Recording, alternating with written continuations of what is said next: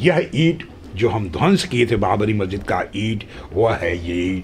और यह ईंट इतना बड़ा हुआ करता था, ये चौड़ा का ईंट है, ये बाबरी मस्जिद का ईंट है, जो ध्वंस करने का वह ईंट का एक ही हिस्सा है, जो वह तब से लेकर आज तक ये ईंट सुरक्षित रख रहे हैं। हालांकि LIU को लोगों को मालूम है, IB के लोगों को मालूम है, लेकिन आज तक पुलिस ने इसके कभी छापा नहीं डाला है। क्या आपको मालूम है मर्यादा पुरुषोत्तम श्री राम का जन्म, अगर कोई आपसे पूछेगा, आने वाली पीढ़ी आपसे पूछेगी, क्या मर्यादा पुरुषोत्तम श्री राम का जन्म क्या बाबरी मस्जिद में हुआ था, तो आप क्या कहेंगे अपनी पीढ़ी को? आप में साहस है? क्या बताएंगे कि मर्यादा पुरुषोत्तम श्री राम का जन्म बाबरी मस्जिद में हुआ था? आप में साहस नहीं होगा। इसीलिए हमको बाबरी मस्जिद को ढाना है, ताकि हम अपनी पीढ़ी को बता सकें, नहीं, मर्यादा पुरुषोत्तम श्री राम का जन्म अयोध्या में हुआ था और भव्य मंदिर में बना हुआ था। और योगी राष्ट्र श्री कृष्ण का जन्म, अगर आने वाली पीढ़ी का पूछेगी आपसे कि क्या मथुरा योगी राज श्री कृष्ण का जन्म मथुरा की ईदगाह में हुआ था, क्या आप में साहस है उस आने वाली पीढ़ी को यह बताएंगे कि ईदगाह में हुआ था? कदापि आप नहीं बताएंगे, आपको सोच संकोच होगा। इसीलिए हमारा अगला कदम मथुरा का ईदगाह को ध्वंस करके वहां भी भव्य मंदिर का निर्माण करना है। और काशी में देवाधिदेव महादेव प्रलयंकर शंकर काशीपुराधिपति का जो भव्य मंदिर है, ज्ञानवापी का मंदिर है, उसको भी ध्वंस करके वहां भी उद्धार करके देवाधिदेव महादेव शंकर का एक भव्य मंदिर का निर्माण करना, यह लक्ष्य है। यह हमारा ये उस कालखंड का एक तकिया कलाम हमारा भाषण का अंश हुआ करता है, जो हर चौराहे चौराहे होगा करता था। नमस्कार, बहुत बहुत स्वागत है आप सभी का प्यारा भारत पर। भारत एक धार्मिक देश माना जाता है। अभी भी भारत को विश्व की आध्यात्मिक राजधानी मानी जाती है। यहाँ पे जो करोड़ों लोग हैं, उनकी जो दिनचर्या है धर्म से शुरू होकर धर्म पे ही समाप्त होती है। लेकिन इतिहास में जो इस्लामी आक्रांता भारत आए, तो उन्होंने ये प्रयास किया कि भारत के लोग जिन देवताओं को, जिन अपने आराध्यों को अपना सब कुछ मानते हैं, उनको सर्वशक्तिमान मानते हैं, तो उन्होंने ये प्रयास किया कि हम उन सर्वशक्तिमानों की जो मंदिर हैं उनको ही तोड़ देंगे।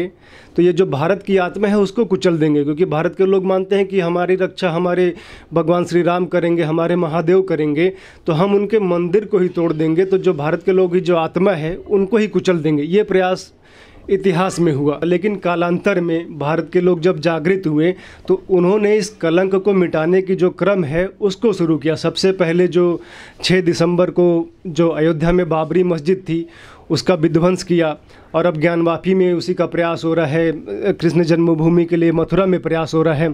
तो कल शौर्य दिवस था। बाबरी मस्जिद जिस दिन विध्वंस की गई थी उसी के लिए शौर्य दिवस मनाया जाता है, और उसमें बहुत से करोड़ों लोगों का, लाखों लोगों का योगदान था। जिसमें ऐसे ही एक व्यक्ति हमारे साथ बैठे हुए हैं, सोहनलाल आर्य जी, जो अभी ज्ञानवापी के लिए भी लड़ाई लड़ रहे हैं और राम जन्मभूमि के लिए भी उनका बहुत बड़ा योगदान था। तो इनसे हम जानेंगे कि उस दौरान क्या हुआ था, कैसे हुआ था, डिटेल में हम लोग समझने का प्रयास करेंगे। सर, बहुत स्वागत है आपका। सर, ये जो राम जन्मभूमि आंदोलन चला है, इसके बारे में थोड़ा शुरू से शॉर्ट में बताइए कि कैसे ये शुरू कैसे हुआ है पूरा सब कुछ। बचपन से ही हमारे एक लक्ष्य था जी कि राम काज कीन्हे बिना मोहि कहाँ विश्राम। हमको याद आ रहा है वह पल जब काशी की धरती पर पहली बार विश्व हिंदू परिषद काशी महानगर की स्थापना के लिए नानाजी देशमुख और ओंकार भावे जी का पदार्पण हुआ। जयशंकर शर्मा जी के आवास पर 8 लोग थे, काशी महानगर के चुने हुए 8 लोग थे, जिसमें एक मैं भी था। और आज के कालखंड में 7 लोग गुजर चुके, एक अकेला जीवित मैं ही हूँ।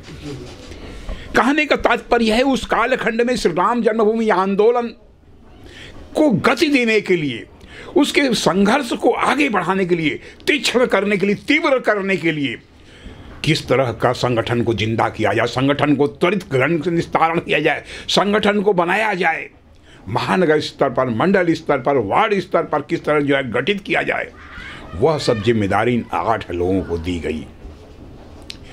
उस कालखंड में मैं पहले सहमंत्री बना। वहाँ मंत्री, महानगर अध्यक्ष, महानगर उपाध्यक्ष और मंत्री न होकर के सहमंत्री होता था उसमें विश्व हिंदू परिषद में।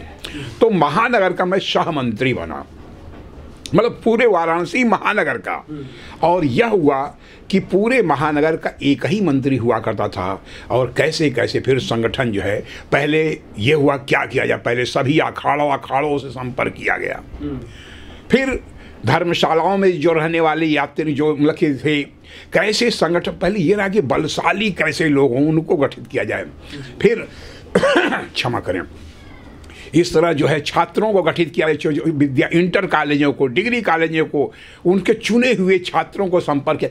मतलब एक टटोलना था, कैसे छात्रों को लिया जाए, संगठित कैसे किया जाए। फिर संघ के स्वयंसेवकों से हम लोग जोड़ना शुरू किए कि जोड़ करके एक महानगर की टीम गठित किए। कुल 50 लोग थे।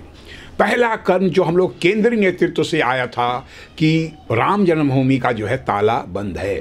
और आपको स्पष्ट पूर्व बता दें कि 1948 में रामचंद्र परमहंस जी बाबरी ढांचे में रामलला का प्राकट्य कर दिए थे। प्राकट्य होने के बाद दर्शन पूजन का अधिकार, दर्शन पूजन चलता रहता था, लेकिन कतिपय कारणों से मुकदमा दायर होने के कारण, जवाहरलाल प्रधानमंत्री होने के कारण वह जो है ताला बंद करवा दिए। जब ताला बंद हो गया तो लेकिन पूजन अर्चन तो जब भी पूजन अर्चन का समय रहे, पूजा अर्चन करें, पुजारी जाए और पुनः जो है तो ताला बंद हो जाए। यहाँ तक कि फिर हुआ कि पुजारी जो है बाहर जो है पूजा करने कभी कभी बाध्य हो जाना पड़ता था। हाँ, उस दृष्टि से विश्व हिंदू परिषद ने पहला कदम ये रखा कि बम बम भोल राम जन्मभूमि का ताला खोल। यह पूरे देश में आंदोलन चलने की एक जो है उत्साह और नौजवानों प्रेरणा का हम लोग को जो है दिशा निर्देश आया। हमको याद है कि हम और पंडित प्रेम कुमार चेलम 2 लोग थे, काशी महानगर में दायित्व दिया गया। वह उपाध्यक्ष, महानगर उपाध्यक्ष थे और हम सह मंत्री थे। उस हैसियत से मंदिरों के घंटे लेकर के हम लोग जो है बजाने का, जो लकड़ी का होता था उसको लेके बजाते थे, बोलते थे बम बम बोल राम जन्मभूमि का ताला खोल। गलियों में चौराहे चौराहे पूरे बनारस घूम घूम के कहते थे कि बम बम बोल राम जन्मभूमि का ताला खोल। और उस समय श्री राम जन्मभूमि का प्रचार ही नहीं था नगर में। बड़ा आश्चर्य आपको होगा कि राम जन्मभूमि का ही नहीं प्रचार था। मतलब लोग राम जन्मभूमि के बारे में जानते ही नहीं थे कि ताला भी बंद है। मतलब आपको अटपटा, जब मैं ये कह रहा हूं तो आपको अटपटा लग रहा होगा कि ताला भी बंद है। जागृति थी ही नहीं जो है उस कालखंड में। एक हफ्ते तक हम लोग रोज शाम को 4-5 बजे निकलते थे, घंटा बजाते थे 5-6 बार, फिर बोल चिल्लाते थे राम बम बम बोल राम जन्मभूमि का ताला बोल। सब हम लोग को पागल समझते थे कि क्या कह रहा है। कोई प्रतिक्रिया हिंदू समाज में नहीं होती थी, यहाँ तक कि कहीं होती ही नहीं थी। खैर शनै शनै संगठन आगे बढ़ता रहा। अब हम लोग वार्ड गठित होते रहे, करते करते फिर शिला पूजन की बात आई। शिला पूजन, हाँ, शिला पूजन की बात आई। शिला पूजन सारे देश में जो है कैसे शिला पूजन की हो, छोटी छोटी समितियां हो, पूरे देश में शिला पूजन की बात आई। वाराणसी महानगर में शिला पूजन आई।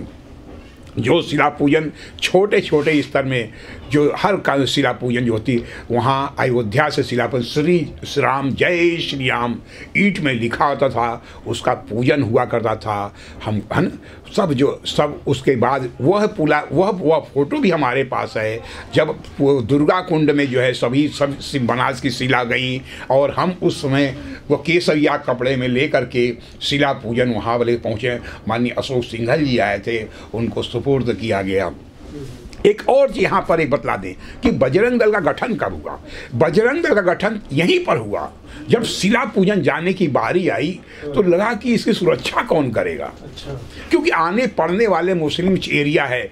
उस समय ये बजरंग दल का गठन हुआ कि बजरंग दल के लोग जो अपने विश्व हिंदू परिषद के चुनिंदा लोग, नौजवान जो 35 साल से कम है, उनको बजरंग दल में गठित किया जाए और उसके विनय कटियार जी प्रमुख बने। आपको बड़ा आश्चर्य होगा कि पहले विनय कटियार जी प्रमुख है, उनको पद दिया गया सेनापति का। अच्छा। आज बजरंग दल संयोजक कहा जाता है, बजरंग दल प्रमुख कहा जाता है, सेनापति नहीं कहा जाता।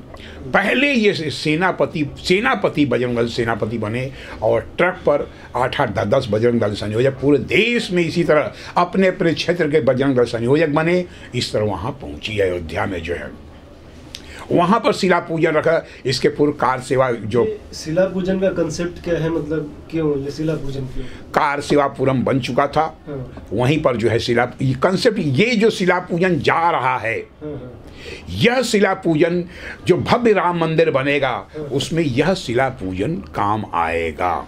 हमको याद है कि एक सवा रुपए में हर गली गली हम लोग पूछते थे, हर दरवाजे में जाते थे, हम कहे कि आपके द्वारा दिया गया है ₹100 का ईंट आएगा, वह भव्य मंदिर राम मंदिर बनेगा, ताकि आप जब भव्य राम मंदिर बनेगा तो आप अपने पोते को, नाती को कहिएगा यह भव्य राम मंदिर बनेगा, इसमें हमारा भी ₹100 लगा हुआ है।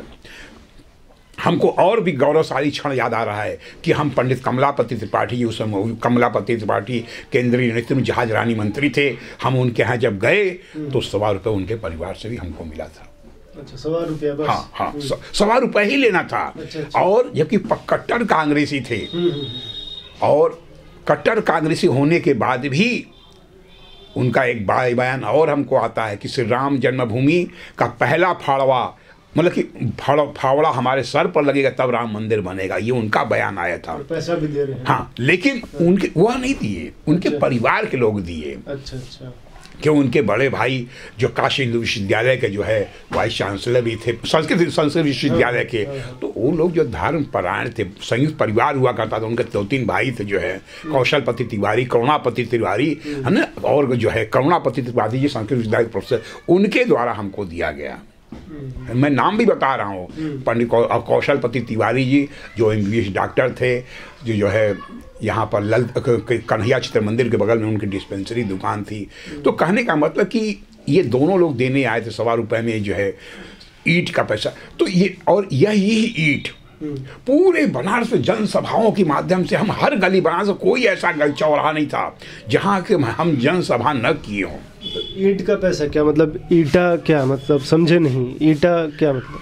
एक ईंट होता है, जैसे एक ईंट का दाम उसमें सीमेंट सहित या उससे ₹1.25 पड़ता था। अच्छा, पड़ता था। हाँ, ताकि राम जन्मभूमि में करके इस तरह पूरे देश से लगभग 8 करोड़ रुपया, ₹8.5 करोड़ इकट्ठा हुआ था। और उतनी ईंट भी इकट्ठा हुई। हाँ, तो कहने का तात्पर्य उस जो है उसमें एक ईंट का पैसा, पैसा इकट्ठा हुआ था। एक ईंट का पैसा कि आप दीजिए, उनको रसीद दी जाती थी जो है ना, रसीद दी जाती थी। एक ईंट का पैसा हर घरों से लेते थे हम लोग, ईंट लिए उनको जागरण करने के लिए। चौराहे हमको याद आ रहा है वह पल, हमने भाषण देते थे, उसका एक अंश हमको याद तो आ रहा है कि श्री राम जन्मभूमि के बारे में बोलते थे कि क्या आपको मालूम है मर्यादा पुरुषोत्तम श्री राम का जन्म, अगर कोई आपसे पूछेगा, आने वाली पीढ़ी आपसे पूछेगी क्या मर्यादा पुरुषोत्तम श्री राम का जन्म क्या बाबरी मस्जिद में हुआ था, तो आप क्या कहेंगे अपनी पीढ़ी को? आप में साहस है क्या बताएंगे कि मर्यादा पुरुषोत्तम श्री राम का जन्म बाबरी मस्जिद में हुआ था? आप में साहस नहीं होगा। इसीलिए हमको बाबरी मस्जिद को ढाना है ताकि हम अपनी पीढ़ी को बता सकें, नहीं, मर्यादा पुरुषोत्तम श्री राम का जन्म अयोध्या में हुआ था और भव्य मंदिर में बना हुआ था। और योगी राष्ट्र श्री कृष्ण का जन्म, अगर आने वाली पीढ़ी का पूछेगी आपसे कि क्या मथुरा योगी राज श्री कृष्ण का जन्म मथुरा की ईदगाह में हुआ था, क्या आप में साहस है उस आने वाली पीढ़ी को यह बताएंगे कि ईदगाह में हुआ था? कदापि आप नहीं बताएंगे, आपको सोच संकोच होगा। इसीलिए हमारा अगला कदम मथुरा का ईदगाह को ध्वंस करके वहां भी भव्य मंदिर का निर्माण करना है। और काशी में देवाधिदेव महादेव प्रलयंकर शंकर काशीपुराधिपति का जो भव्य मंदिर है, जानवापी का मंदिर है, उसको भी ध्वंस करके वहां भी उद्धार करके देवाधिदेव महादेव शंकर का एक भव्य मंदिर का निर्माण करना, यह लक्ष्य है। यह हमारा ये उस कालखंड का एक तकिया कलाम हमारा भाषण का अंश हुआ करता है, जो हर चौराहे होगा करता था। हमको और याद आ रहा है साध्वी ऋतंबरा जी के साथ हम कम से कम बीसों जनसभाओं में हम बोलते थे, फिर साध्वी तंबरा जी बोलती थी, विनय कटियार जी के साथ, पूज्य हिंदू हृदय सम्राट माननीय अशोक सिंघल जी के साथ हम तो कई पत्रकार वार्ता में उनके साथ रहे, उनका पत्रकार वार्ता पढ़ाकर स्मृति भवन में कराते थे। हम स्वयं उनके पहले बोलते थे, फिर वो बोलते थे, हम उनको आशीर्वाद भी बहुत दिया करते थे। कहने का तात्पर्य है कि ये कार्यक्रम चलता रहा, और तो और जो इसी तरह कार्यक्रम चरण पादुका था, और कार्यक्रम चलता रहा। और जैसे ही हो, यह जो 30 अक्टूबर का कार्यक्रम हो, 30 अक्टूबर और 2 नवंबर का कार्यक्रम के लिए 90 का जो है लाल बाबू जो है लाल कृष्ण आडवाणी जी की रथ यात्रा पूरे देश में सोमनाथ से चली। उसमें जो है माननीय तत्कालीन इस समय प्रधानमंत्री माननीय जो है नहीं बीपी सिंह की सरकार थी ही जो है ना, बीपी सिंह की सरकार थी। उस रथ को जो बिहार में रोक दिया गया। कहने का तात्पर्य, लेकिन हिंदू जन चेतना जागृत करने का हर नुक्कड़ सभाओं पे हम लोग आंदोलन करते रहे। हम लोग कार सेवा के लिए अयोध्या भी गए, वह भी फोटोग्राफ से जो वहाँ तोड़ा गया था। हमको याद आ रहा है, हमारे ही सामने जो है कोठारी बंदूक जो है, एक लाल पत्थर का जो मकान, लाल पत्थर, एक कार सेवक जो है था, उसको कोठारी को खींचा गया जो है और गोली मार दिया। फिर उसको बचाने दूसरा भाई आया, उसको भी गोली मार दिया गया। हम लोग बहुत ही मर्माहत हो गए। हम सड़कों पर गिरी हुई लाशों को देखे और लाशों को खींचते हुए, उन लाशों को अपने पुलिसकर्मी खींचते हुए ट्रकों में भरते हुए देखे। मर्माहत सा वह दृश्य देख करुणा हमारे आंसुओं से भर जाते थे। वह दृश्य हम लोग देखते थे, लेकिन हम लोग बार बार नारा लगाते थे कि भगवान इस समय हमको कि मंदिर वहीं बनाएंगे, सौगंध राम की खाते हैं हम, मंदिर वहीं बनाएंगे। हमको एक कविता याद आ रही है, क्षमा करें थोड़ा समय लगेगा। सौगंध राम की खाते हैं हम, मंदिर वहीं बनाएंगे, सौगंध राम की खाते हैं मंदिर वहीं बनाएंगे। जन जन के मन में राम रंगे, हर प्राण प्राण में सीता है, हर प्राण प्राण में सीता है, हर प्राण प्राण में सीता। जीवन की घटना रामायण, पग पग पर बनी पुनीता है। जो फैल रही है आंगन में, वह विषवेल कुचल कर मानेंगे। जो फैल रही है आंगन में, विषवेल कुचल कर मांगेंगे, विषवेल कुचल कर मांगेंगे। क्या विषवेल कुचल कर मांगेंगे? सौगंध राम की खाते हैं, मंदिर वहीं बनाएंगे, हम मंदिर वहीं बनाएंगे, हम मंदिर भव्य बनाएंगे। बड़ी लंबी कविता थी। हम मंच पर गाना गाते थे और इसी कारण 32 साल हो गए, आज भी वह पंक्तियाँ इतनी जो है याद आ रही है। हाँ, तो कहने का तात्पर्य हर स्वभाव में थे। और सनई सनई फिर आया 6 दिसंबर का, 6 दिसंबर 1990 में थे ना, गोली कांड हुआ, मुलायम सिंह ने गोलियां चलवाई। अब फिर उसके बाद क्या हुआ? गोलियां चलने के बाद कितने लोग लगभग बलिदान हुए होंगे 90 में? संख्या के बारे में न पूछें। संख्या महत्वपूर्ण नहीं है, लोगों की भावनाएं और तो और उनके समर्पण की भावना। हमको इतना पहला याद है कि पहला वासुदेव गुप्ता अयोध्या का ही था, उसकी 2 पुत्रियां थीं, वह शहीद हुआ जो है। अच्छा। वासुदेव गुप्ता, उसके बाद भी अयोध्या के 4-5 लोग शहीद हुए थे, और भी कई जगहों में लिखे थे। तो संख्या नहीं महत्वपूर्ण होता है, श्रद्धा, समर्पण, राम के प्रति अपने जीवन को बलिदान कर देना, वह महत्वपूर्ण होता है। इसलिए संख्या महत्वपूर्ण नहीं होता है। तो इतने लोग की हत्या के बाद तो शांति छा गई होगी, मतलब कोई इस तरह का। और कई लाशें सरयू में डुबो दी गई थी। जब हम लोग सुबह कार सेवा में जाते थे, स्नान का कार सेवा के उपरांत कार सेवा पूरन जाते थे, तो लाशें तैरती हुई मिलती थी। हम लोग खींच के ले करके कई लाशों को जो है एक में रख करके जलाया करते थे, और यहाँ तक कि जो है जलाया करते थे। फिर हम लोग घरों पे आए, और इसके बाद पूज्य माननीय अशोक सिंघल जी फिर जो है एक नई रणनीति के तहत कि अब कार सेवा पुनः होगी, और यह रहा कि अब जो कार सेवा हो गई, करो या मरो, ढांचा ढाना है। हमको वह पल भी याद आ रहा है कबीर कीर्ति मंदिर आज जो है यहाँ पर नागरी नाटक मंडली के बगल में है। और मोरो मानी पूज्य नो मोरोपंत पिंगले जो आज गोलोकवास कर चुके हैं।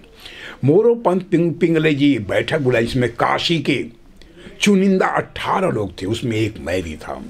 मोरोपंत पिंगले जी का ढांचा 6 दिसंबर 1992 ढांचा ढाने के पहले बैठक हुई।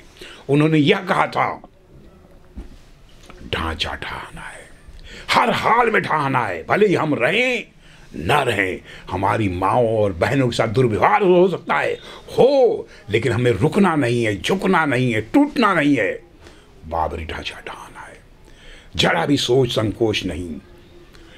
मतलब ये गोपनीय बैठक और वह मनोबल बढ़ाने वाला बैठक, और पुनः सारे कार सेवकों को लेकर अयोध्या की जिम्मेदारी भेजने, अयोध्या की ओर भेजने की जिम्मेदारी हम लोग की थी।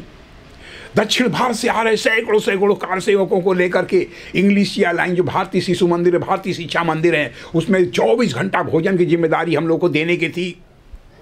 24 घंटा भोजन की जिम्मेदारी। कार सेवक गिरफ्तार हो रहे थे, दक्षिण भारत से आ रहे हैं, यहाँ तक कि नरसिंह राव के गांवों से भी लोग आते थे।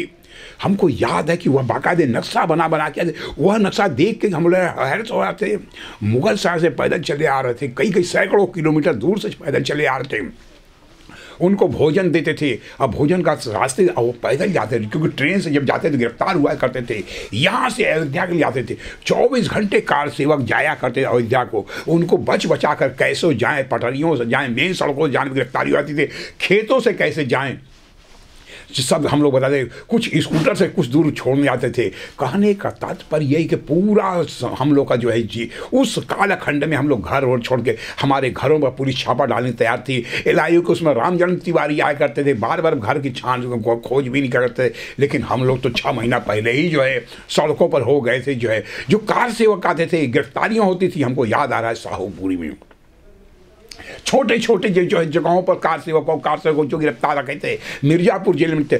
और तो और हमको वह भी दिन आ रहे हैं कि जो दक्षिण भारत के आते थे कि वह अपने घर को सूचित कैसे करें। 100 पोस्ट कार्ड सादा, हर रोज 100 पोस्ट कार्ड लेके दक्षिण भारतीयों की जाते थे जो जेलों में गिरफ्तार। पुलिस हम लोग को गिरफ्तार करने को सोचती थी, घरों में छापा डालती थी, पूरे बड़ा से छापा डालती थी। हम लोग उसमें जो है हाई हिट लिस्ट में थे।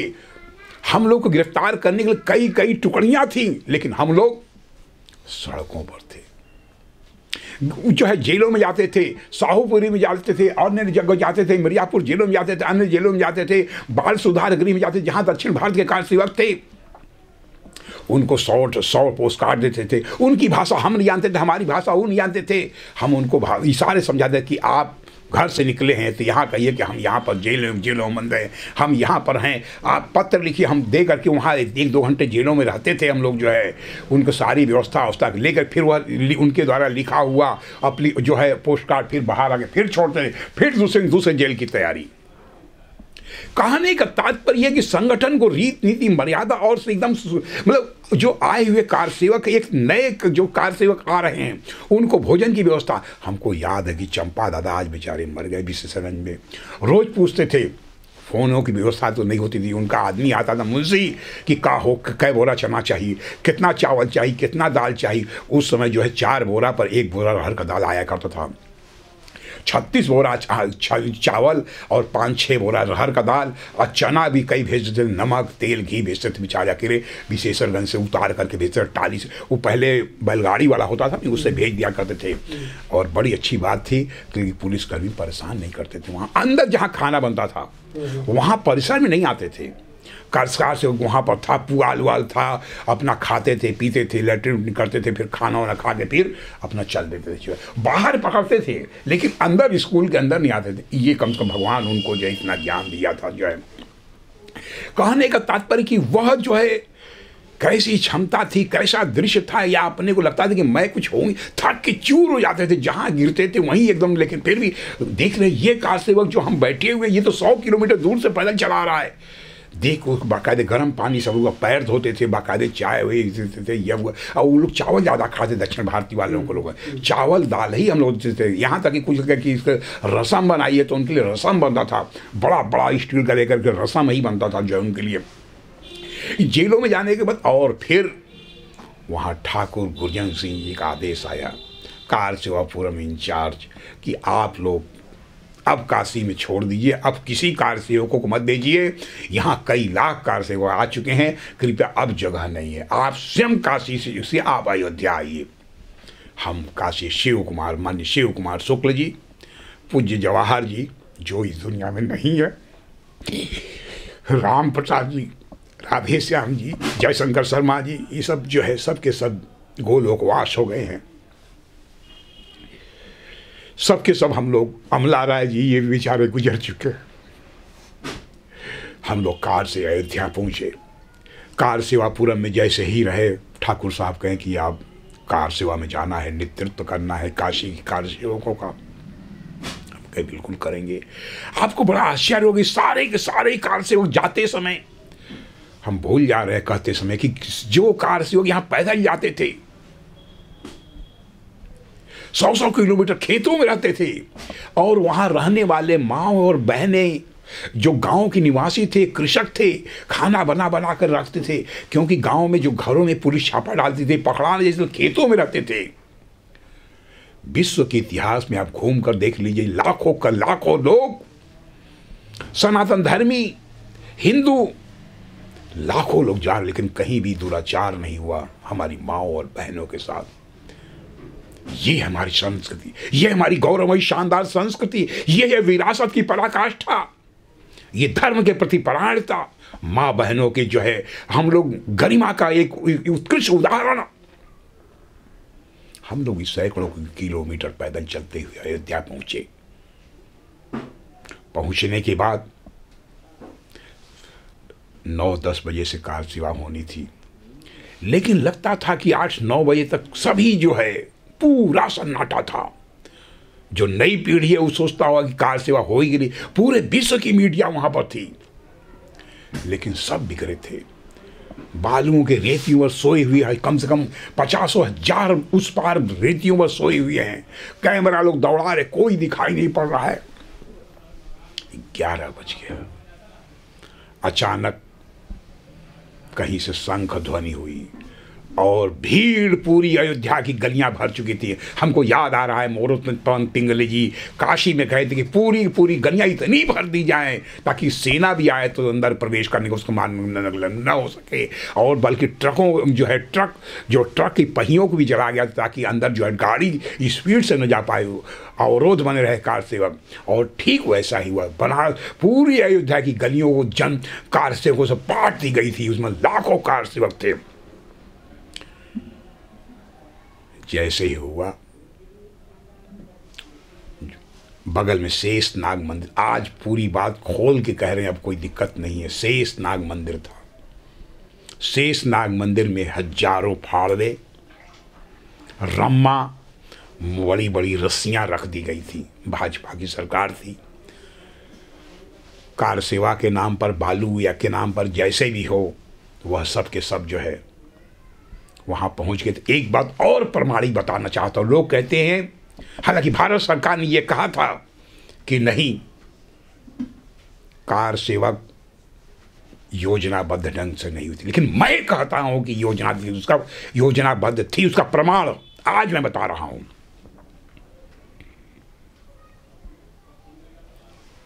25,000 रुपए का दर्द निवारक दवा श्री राम जन्मभूमि अस्पताल में आजादी से लेकर आज तक नहीं आई थी। कार सेवा के 1 महीना पहले क्यों आई? पहला प्रमाण कि 25,000 रुपए की दर्द निवारक दवा, दर्द निवारक इसलिए कि कोई कार सेवक गिर जाए तुरंत इंजेक्शन दे करके। और कई तो प्रमाण है जो है। पहला प्रमाण ये है, तो कार सेवा में जो है जैसे भी हुआ, जो मोटे मोटे रस्से फेंक करके जो शाखा में जो दिखाई था, धड़धड़ा के लोग ऊपर जाने लगे। कुछ लोग कहे शिवसेना के लोग हैं। हमारा नेतृत्व उस अचानक बाबरी ढांचे में हतप्रभ हो गया था। हमको याद आ रहा है कि वह जो है उस कार्यक्रम में माननीय अशोक सिंघल जी घबरा गए थे। वह चाहते थे कि ढांचा न ढहे या जो भी हो, स्पष्ट नहीं कर पा रहे थे। लेकिन उमा भारती कहती थी, एक धक्का और तो बाबरी ढांचा तोड़ दो। शाधीरी तंबरा की वह आवाज, वह गर्जना जो है कि मर्यादा पुरुषोत्तम श्री राम के जन्म के लिए अब कोई समझौता नहीं। क्या मर्यादा पुरुषोत्तम का जन्म स्थान यहाँ नहीं बनेगा तो क्या मथुरा, क्या जो है मक्का मदीना में बनेगा? उनके जो कहे गए शब्दों को लेकर के पूरी लाखों जन समुदाय उत्साहित हो गए, बाबरी ढांचे पर चढ़ उछला और कुछ गोपनीय बातें बोले। सिंचाई खुल के बता रहे हैं, आज तक किसी से नहीं कहा। सिंचाई विभाग के अधिकारी आए, जब बाबरी ढांचे के ऊपर चढ़ गए, ऊपर से तोड़ने लगे, ये क्या कर रहे हो? इससे कई लोग मर जाएंगे, नीचे उतरो, नीचे उतरो। तोड़ने के पहले नीचे एक तरफ केवल एक दीवार तोड़ो, जो गुंबद था, कि एक दीवार तोड़ो तब ये लटक करके गिरेगा। मतलब समझ रहे हैं कि नहीं समझ रहे हैं? कि इस तरह करके जल्दी से जल्दी तोड़ो, 2-3 घंटे में जल्दी तोड़ना है, इस तरह नहीं करना है। तो ऊपर रख दिया और हम लोग रम्मा लेकर के, जैसे ही रम्मा लेकर के जैसे दीवारों में इस तरह काम करते थे, लगता था गोली अब आई, फिर रम्मा ऐसे करते थे, फिर गोली अब आई। जिंदगी और मौत के बीच में बाबरी ढांचे का जो है इस तोड़ा गया है। कोई ये सोचता है कि अरे नहीं, तो कल्याण सिंह ने गोली चलाने से मना कर दिया, ये तो बाद में पता लगा, शाम को ढाने के बाद पता लगा। उस कालखंड में हम लोग जिंदगी और मौत के बीच में बाबरी ढांचा ढाए हैं। शिलापट्ट जो सारे लोग और कई लोग उस दौरान भी ऊपर से ढाने पर भी 3-4 कार्यक्रम मर गए थे। पता नहीं आप लोग को ध्यान होगा कि नहीं होगा, घायल भी बहुत होते, और उस घायलों को अस्पताल पहुंचाने की जिम्मेदारी बनारस की जो हरिशंकर श्रीवास्तव जी हैं, जो खाद्य मंत्री रहे, ये और रामचंद्र परमहंस जी, 2 लोग, एक संतों की ओर से, एक नेताओं की ओर से, ये कारसेवक घायल कारसेवकों को गाड़ी में बैठाने की, वहाँ ले जाने की जिम्मेदारी इन लोग को थी। इसी तरह टुकड़े टुकड़े बांधी हुई थी, एक संत हो, एक नेता हो, इस तरह करके प्रमोद महाजन जी उसमें थे। हम उनको अलग दायित्व था। हमको याद आ रहा है सारे काल कर चुके उन बैठकों में रहा करते थे जो है। इस तरह बाबरी ढांचा ढहाने के बाद जैसे ही कारसेवापुरम में पहुंचे हम लोग, तो वहाँ ठाकुर गुरजन सिंह जी से कहे कि आप लोग जल्दी खाना खाइए, जल्दी करिए, आप कारसेवापुरम जल्दी छोड़िए, और पूरे देश में, पूरे उत्तर प्रदेश में कर्फ्यू लगने वाला है, आप लोग काशी खाना खाइए और जल्दी काशी छोड़िए, और कल्याण सिंह जी इस्तीफा देने वाले हैं, जल्दी करिए। तो हम लोग खाना वाना खाए, जो बाबरी ईंट भी सब लोग लिए थे। फिर आते समय कहे कि ऐसा है, एक कार है, उससे आप लोग चले जाइए। कार हम कभी कार में बैठे, फिर अचानक रोड पर जाके देख रहे हैं तो कम से कम हजारों की समझिए जो CRPF और PSC के लोग थे, सब टेंट में एकदम सन्नाटा। हम लोग 6 बजे वहाँ से निकल रहे थे जो है, 6 दिसंबर को शाम को 6 बजे। देखिए फोर्स की दम बोलता है, फोर्स कम नहीं थी, पूरा अंधेरे में तो फोर्स जो थी एकदम जो है वो सड़क पर आए। तो हमारे मित्र सत्य सिंह चतुर्वेदी जी उसमें तत्कालीन बजरंग दल के संयोजक थे, और सब लोग सड़क पर आए, कहे पूरे देश में दंगा, अगर कब कर्फ्यू उत्तर प्रदेश में हो गया है तो अब केसरिया गाड़ी के आज केसरिया कपड़ा ध्वज लगा हुआ था, केसरिया रहने दिया जाए कि न रहने दिया जाए। कुछ लोग कहे नहीं, केसरिया निकालता तो लोग समझे यात्री हों तो हम लोग बच जाएंगे। सत्य सिंह जी कहे ना ही, केसरिया लगल रही, हम लोग कार से गए, मरब तब मरब, लेकिन लगल रही केसरिया। तो सब लोग की हुआ कि नहीं भाई केसरिया लगेगा, और केसरिया लहराते हुए जैसे ही आगे बढ़े तो वहाँ सब्जी मंडी था। अब देखें कि जो है पूरे सब्जी में गरीब जो सब्जी बेचने वाली महिलाएं सब मोमबत्ती लगा के दिवाली मना रही थी। मतलब वह दृश्य देख करके रोमांचित हो, हम लोग कहे कि ये हमारी कायरता थी, हम लोग कहे ध्वज लगाएं या न लगाएं, और ये सब्जी वाले गरीब बेचारे मोमबत्ती, कम से कम 200 मोमबत्तियां सड़कों पर सब्जी बेच नहीं है। और वहां से होते हुए हम लोग रास्ते भरा, पूरा सड़क सन्नाटा था, कहीं कोई आदमी नहीं, सड़कों पर कोई आदमी नहीं था। कर्फ्यू की बात ही अलग हो, ये अलग बात है, कर्फ्यू के कारण पुलिस हटा दिया, लेकिन पूरी सड़क सन्नाटा थी।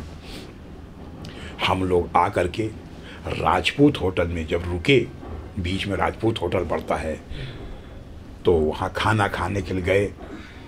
तो अचानक डेरा से हम लोग जा करके, चूँकि पूरा धूल उल से जब था पूरा हाथ और जो है, तो पूछे कि बेरस के हम लोग हाथ धोना चाहते, तो सोचे कोई लेबर ओबर होंगे, मिस्त्री नहीं होते हैं लेबर ओबर। तो हम लोग कहे हम बाबरी ढांचा ढा गए हैं वहाँ का। तो वो अपने मालिक से जाकर कहा कि अरे ये लोग बाबरी ढांचा कर ढाएँ। तो उसका मालिक आया, पैर छुआ हम लोग का, खाना कहे हम लोग पैसा नहीं लेंगे खाने का, आप लोग खाइए। हम लोग कहे नहीं हम लोग पैसा देंगे। कहे नहीं हम नहीं लेंगे। हम लोग एक सब्जी एक दाल, मतलब कि एक प्लेट सब्जी एक प्लेट में दाल में 2 आदमी कस कर अपना 2-2 रोटी खाए। हम लोग कुल मिला के 8 लोग थे जो है। तो कहे कि ले ही नहीं रहा था, तो हम लोग कम से कम आधा तो ले लीजिए। बड़े मुश्किल आधा लिया। फिर बाद में कहा कैसा है, कुछ ईंट हमको दे दीजिए, बाबरी मस्जिद का ईंट हमको दे दीजिए। हम लोग उसको ईंट दिए। ईंटा भी लेके आप लोग चल रहे हैं? हाँ, और यह ईंट जो हम ध्वंस किए थे बाबरी मस्जिद का ईंट, वह है ये ईंट। और यह ईंट इतना बड़ा हुआ करता था, ये चौड़ा का ईंट है, ये बाबरी मस्जिद का ईंट है जो ध्वंस करने का वह ईंट का एक ही हिस्सा है, जो वह तब से लेकर आज तक ये ईंट सुरक्षित रख रहे हैं। हालांकि एलआईयू को लोगों को मालूम है, आईबी के लोगों को मालूम है, लेकिन आज तक पुलिस ने इसके कभी छापा नहीं डाला है। लेकिन हमको लगता है कि वह गौरवमयी पल, वह जो है गौरवशाली क्षण जिसके हम गवाह बने हैं, और बड़ा ही आनंद के, कभी कभी आनंद शुरू भी बड़ा जा रहे हैं केवल कुछ पलों को सोच करके। अब तो मंदिर भी बन रहा है वहाँ पे, मतलब आप लोग का जो संघर्ष था पूरा हो गया है। अच्छा, कई लोग यह भी कहते हैं कि जैसे बाबरी मस्जिद जो तोड़ी गई है, यदि वो नहीं तोड़ी जाती तो जो राम मंदिर के पक्ष में निर्णय आया है वो नहीं आता। देखिए, उसके कई कारण हैं। तब तक हम लोग को थोड़ा सा न्यायालयी निर्णयों पर भरोसा उठ सा गया था। आपको एक घटना बतला रहे हैं, ध्यान होगा तो 6 दिसंबर को बाबरी ढांचे का काम, मतलब बाबरी कार्यक्रम जो है कार सेवा की योजना थी कि 5 दिसंबर को फैसला आना था। अच्छा, 5 दिसंबर 1992 को फैसला आना था। अगर फैसला आ गया होता, क्या तो जो भी सुप्रीम कोर्ट का फैसला आ गया होता तो बाबरी ढांचा नहीं ढहता। फैसला न आना, ये टाल दिया जाना, यह एक प्रमुख कारण था बाबरी ढांचे का। जो है यह जो है किसी तरह ये लगा कि हिंदू समाज की भावनाओं की उपेक्षा केंद्र सरकार के द्वारा, न्यायालयी निर्णय के द्वारा, यानी हिंदू समाज की उपेक्षा, करोड़ों करोड़ हिंदू भावनाओं की उपेक्षा, जिसको हिंदू समाज की, जिस केंद्र सरकार उसको महत्व नहीं देती, और उसके जो है उद्गार का प्रकटीकरण। हमको वह भी दिन याद है, 6 दिसंबर का अखबार, आज अखबार का जो प्रथम पेज था उसमें संपादकीय लिखा हुआ, संपादकीय अक्सर पीछे लिखा जाता है, लेकिन उसमें वहाँ के जो संपादक महोदय थे पंडित लक्ष्मी शंकर व्यास जी ने लिखे, अब बाबरी ढांचे का भगवान नहीं रखवाला। हमारे पास वह प्रतिलिपि भी है, वह पन्ना भी है, फिर से सुन लीजिए। 6 दिसंबर को जो है, नहीं 5 दिसंबर को जो अखबार छपा उसमें लिखा, अब बाबरी ढांचे का भगवान नहीं रखवाला। जो मतलब एक कार सेवा के उत्साह, ढांचा ढाने की भावना को, उसके उत्साह को जो प्रक्रिया लेते इससे हुआ कि जो लेख लिखा गया एकदम सही लेख था। वो जो भावना राम जन्मभूमि के लिए हम लोग देखते हैं कि करोड़ों लाखों लोग इकट्ठा होते हैं, रथ यात्रा भी निकलती है ज्ञानवापी के लिए या कृष्ण जन्मभूमि के लिए, अब ऐसा कुछ क्यों नहीं दिख रहा है? एक तो उत्साह की कमी, और दूसरा चीज उत्साह जो घटनाएं हैं उसके संयोजकों की भूमि, यह उत्साह आगे मिलेगा ज्ञानवापी में जो है। अभी हम ज्ञानवापी के पैरोकार मुकदमे के 38 साल से ज्ञानवापी का मुकदमे से लड़ रहे हैं, और आने वाला दिन श्री राम जन्मभूमि की आंदोलन से कम नहीं होगा। हम रहें या न रहें, उस समय भी कहते श्री राम जन्मभूमि, हम रहें या न रहें, लेकिन बाबरी शाह ढहा के रहेंगे। और आज पुनः कहते हम रहें या न रहें, लेकिन देवादिदेव महादेव प्रलयंकर शंकर काशीपुरादि के मंदिर को का उद्धार करके रहेंगे। उसमें भी हमने कहे थे, यहाँ भी कहते हैं। हम 84 में एक नारा हमारा था ज्ञानवापी के लिए कि ज्ञानवापी नंदी करे पुकार, भोले बाबा का हो उद्धार। और यहाँ पर दोनों आंदोलन साथ साथ। यदि न्यायालय निर्णय नहीं करेगा, मतलब न्याय नहीं देगा, तो ज्ञानवापी पर भी माहौल बनेगा, मतलब उस तरह की चीज़ें हैं ना। अच्छा ये बताइए, 1990 के आसपास, मतलब देश जब स्वतंत्र हुआ उसके बाद नेहरू जी देश के प्रधानमंत्री बने, उसके बाद तो मतलब एक सेकुलर जैसी छवि बन गई और हिंदुओं को एक तरह से मतलब निचले टाइप का, और मुसलमानों को मतलब बॉलीवुड के माध्यम से, सरकार के नीतियों के माध्यम से हुआ। तो जब आप लोग जन जागरण करते थे तो बड़ी कठिनाई उसमें आती होगी, जैसा कि आप बता रहे हैं कि लोगों को पता ही नहीं था कि राम जन्मभूमि भी है, वहाँ पूजा भी करना है, तो वो स्वाभिमान की भावना जगाना कैसे? देखिए, श्री राम जन्मभूमि आंदोलन में हम लोग तब से लगे थे जब कोई जानता नहीं था। लेकिन लगते लगते जो हिंदू धर्म, चूंकि हिंदू जो है आराध्य पूजक होते हैं, धर्म के प्रति जो है कटिबद्ध होते हैं, जब उनको हम कहे कि हमारा देव जो है जंजीरों बंधा हुआ है, हम पूजा कैसे कर पाएंगे, और मर्यादा पुरुषोत्तम श्री राम जिनका जन्म हुआ है जन्मभूमि बदली नहीं यश की, यह वही देश है जहां महात्मा गांधी की जन्मभूमि सुरक्षित है, लेकिन कृष्ण मर्यादा पुरुषोत्तम श्री राम की जन्मभूमि सुरक्षित नहीं। जवाहरलाल नेहरू की जन्मभूमि सुरक्षित हो सकती है, या अन्य नेताओं की जन्म सुरक्षित हो सकती है, लेकिन मर्यादा पुरुषोत्तम श्री राम की जन्म सुरक्षित नहीं। ये कैसा देश है? ये कैसा बहुल हिंदुत्व है? ये कैसा हिंदुओं का देश है? ये कैसा हिंदुस्तान है? अपना ही प्रश्न जब हम सभाओं में कहते थे, हजारों की भीड़ हो जाती थी, सैकड़ों की भीड़ रहती थी, उनके जो है कदम रुक सा जाया करते थे। हमको याद अच्छी तरह, हम तौलिया, छोटी सी तौलिया झोला लेके चलते थे, हम पसीना पोंछते थे, जो है जाड़े के दिनों में जिस कलेजे से बोलते, तेजी से बोलते थे, तो कहने का मतलब जो धारा प्रवाह एक सभा में एक डेढ़ घंटे तक बोला करते थे जो है। तो हमको कई अवश्य से, जैसे DLW में है, DLW वाराणसी प्रशासन से दूर हुआ करता था, वहाँ चतुर्वेदी जी थे, उनसे हमने निवेदन किया कि रीतम्बरा जी आई हैं, सभा में किया जाए। गजब का हिंदुत्व जो है, स्वयं महाप्रबंधक थे, रीतम्बरा जी का वहाँ सभा कराया, पूज्य अशोक सिंघल जी का सभा कराया। कहने का मतलब कि वह ग्राम्यांचल था, वहाँ कम से कम 5-10 किलोमीटर तक जो आए हुए हिंदू जो ग्रामीण थे, उनको जागरण करने का, और इन सब में अधिकतर से गाँव के लोग ही जुड़ते थे, शहर के लोग कम थे, गांव के लोग ज्यादा जुड़े। और तो और माए बहनें, यहाँ तक कि आपको बता दें कि गोद में बच्चा लिए कार सेवा के लिए चले जा रहे हैं। वह दृश्य आप कल्पना नहीं कर, विश्व कल्पना नहीं कर पाएगा कि गोद में बच्चा है, लिए चली जा रही हैं। ये कार सेवकों का हुजूम, ये जनज्वार, लाखों के जनज्वार, अहिंसक, जहां कोई भी जो है हिंसा नहीं। और बतला दें, अयोध्या में उस कालखंड में बहुत सी मस्जिदें थी, लेकिन किसी मस्जिद पर एक ईंट नहीं गिरा, किसी मुसलमानों के हाथ नहीं काटे गए, उंगली नहीं काटे, किसी कपड़े नहीं फाड़े गए। ये हिंदुओं की भावना है।